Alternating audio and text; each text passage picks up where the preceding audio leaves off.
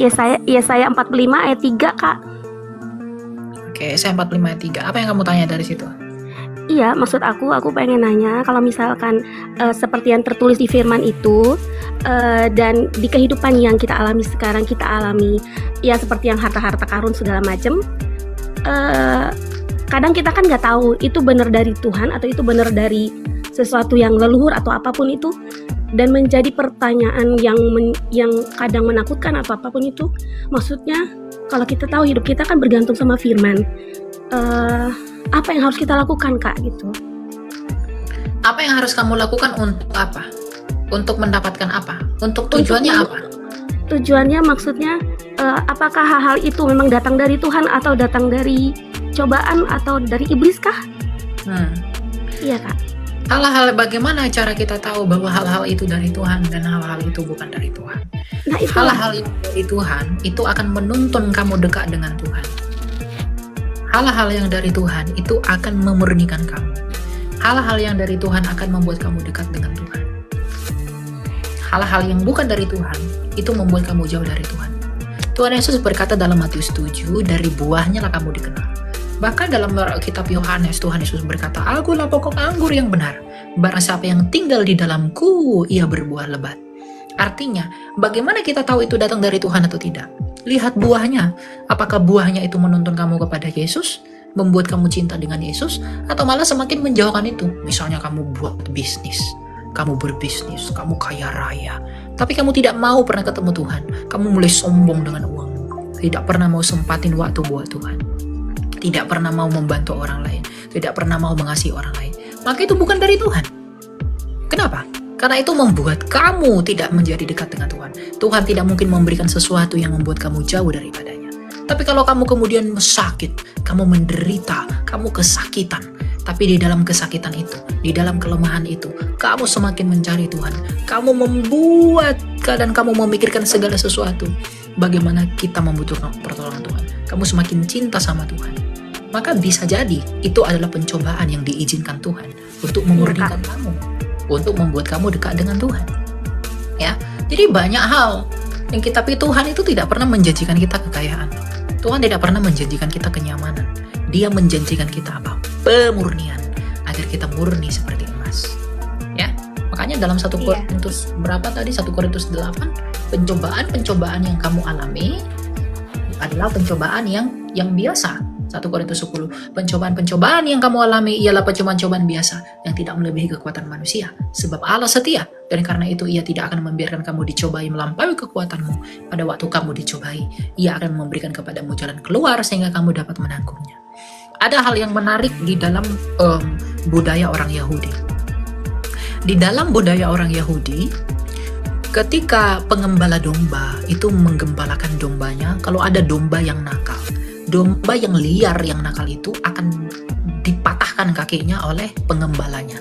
Dan ketika kakinya dipatahkan, maka pengembala itu akan menggendong domba itu agar dia tidak liar. Nah, Tuhan Yesus Kristus sebagai gembala yang agung kadang-kala mematahkan kaki kita agar kita tidak jauh dari Dia, agar kita tidak liar. Melalui apa? Kehilangan, penderitaan, kesakitan, dan lain sebagainya. Kadang Tuhan itu mengizinkan kita, menegur kita, menghajar kita, agar kita tidak jauh dari Dia, agar kita tidak kehilangan jiwa kita. Di dalam kitab Wahyu Tuhan berkata, barang siapa yang kukasihi, ia kuhajar dan kutegur. Lebih baik teguran yang nyata daripada kasih yang tersembunyi. Jadi bagaimana kamu tahu itu dari Tuhan atau tidak? Kalau itu membuatmu sadar tentang Tuhan, kalau itu membuatmu semakin cinta kepada Tuhan, itu dari Tuhan. Tapi kalau kemudian kamu jadi kaya raya, kamu memperoleh semuanya, tapi itu membuat kamu menjadi bermegah di dalam dirimu, kamu jadi melupakan Tuhan, kamu jadi sombong, kamu jadi arogan, kamu tidak mau lagi ke gereja, kamu tidak mau lagi ketemu Tuhan, berarti itu adalah dari iblis yang ingin menipu kamu agar kamu di dalam kenyamanan dan tidak mau untuk ketemu Tuhan. Iblis tidak pernah menawarkan kesakitan. Iblis selalu menawarkan, maukah kamu kaya, maukah kamu enak, maukah kamu begini, maukah kamu begini. Sama seperti Kristus, iblis telah mencobai Kristus ketika dia puasa 40 hari. Apa yang ditawarkan iblis? Tak satu pun penderitaan yang ditawarkan iblis. Iblis berkata, kalau kamu melakukan ini, kamu akan kuberikan semuanya. Kalau kamu melakukan ini, kamu akan kuberikan ini. Tapi Yesus tetap taat. Yesus tetap taat kepada Bapaknya. Dia menjalani penderitaan. Iblis tidak pernah mengajak untuk menderita. Iblis mengajak untuk senang-senang. Dengan kesenangan itu kita lupa tentang Tuhan. Tetapi Tuhan itu mengajak kita untuk teruji, agar semakin teruji. Agar sama seperti ucapan Ayub yang berkata, kalau ia menguji aku akan timbul seperti emas. Amin, Kak. Kalau yang mengenai harta-harta karun dari leluhur bagaimana, Kak? Tak perlu harta-harta dipikirin. Cari Tuhan, kamu pasti punya harta. Amin. Tidak perlu fokus kepada harta. Jadi orang Kristen tuh jangan bicara harta. Tidak ada harta yang berarti kecuali Kristus. Orang Kristen jangan mikirin harta. Kamu cari harta, kamu mati. Tapi kalau kamu cari Kristus, kamu berkecukupan. Amin. Iya, itu pasti. Makanya syaratnya apa? Carilah dahulu kerajaan Kerajaan Yahweh. Amin. Kerajaan Allah. Agar semuanya ditambahkan Kepadamu. Kamu cari dulu kerajaan Allah. Siapa kerajaan Allah? Lukas 16 ayat 16. Kristus sendiri yang menyatakan. Cari dulu Yesus. Baru yang lain itu belakangan. Pak Stephen Tong mengajarkan saya. Melayani bukan untuk cari duit. Kalau kamu cari Tuhan terus, kalau kamu melayani Tuhan terus, duit itu akan mengikuti kamu menurut kedaulatan Tuhan. Dia. Pak Stephen Tong ngajarin saya begitu. Jadi pelayan itu bukan untuk duit. Ya, hidup itu kita butuh duit. Tetapi kalau kita mau ikut Tuhan, jangan karena duit. Karena setan pun bisa kasih duit, ikuti aja setan. Tapi ada hal yang lebih berharga yang tidak dimakan oleh ngengat karat dan juga rayap. Apa itu? Iman dan keselamatan. Jadi jangan fokus sama harta. Itu belakangan. Ya. Enggak, Kamu punya duit. Aku nggak fokus ke situ, Kak. Cuman ya apa ya? Maksudnya bisa dibilang mungkin jadi korban dari hal seperti itu. Makanya aku tuh pengen Ya, nggak apa-apa.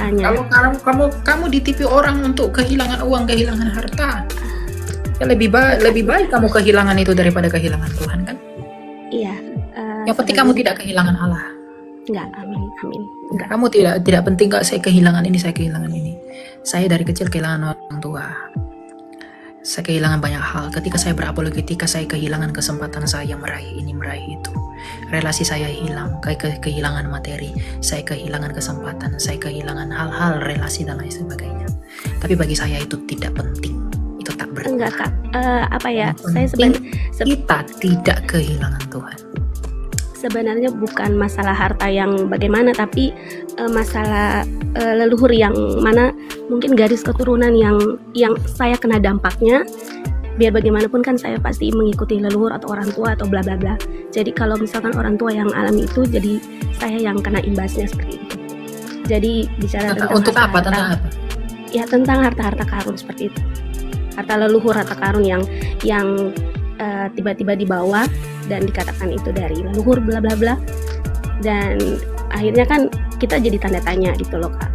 Tapi kalau kita baca di firman ada tertulis kan tadi, aku akan memberikan engkau harta yang terpendam, harta karun segala macam. Jadi kalau kita kaitkan dengan firman itu ada. Jadi maksudnya apa yang buat kita bisa, apa yang buat kita yakin itu dari Tuhan atau dari leluhur atau dari cobaan dari iblis?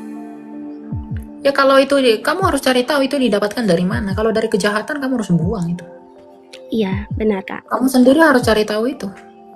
Kalau itu didapatkan dengan cara yang pusaka-pusaka yang kamu dapatkan itu dengan kejahatan, kamu harus buang itu. Iya, karena ini bukan jimat, bukan apa ya, bukan jimat atau pedang atau bla bla, tapi ini ya saudara, Kak, aku cuman mau tanya itu aja. Kalau emang itu kita bisa kaitkan dengan firman, ya semoga memang benar tujuan kita ke Tuhan. Kalau itu baik, pasti Tuhan akan tuntun ke jalan yang baik. Kalau itu memang cobaan dari iblis, pasti iblis akan tetap berdaya kita untuk jauh dari Tuhan. Itu aja yang aku pegang, imanku tetap ke Tuhan. Ya. Jadi yang penting segala sesuatu itu kamu yang pikirkan, karena kamu yang bertanggung jawab untuk semua. Oke, terima kasih Kak Elia. Tuhan memberkati.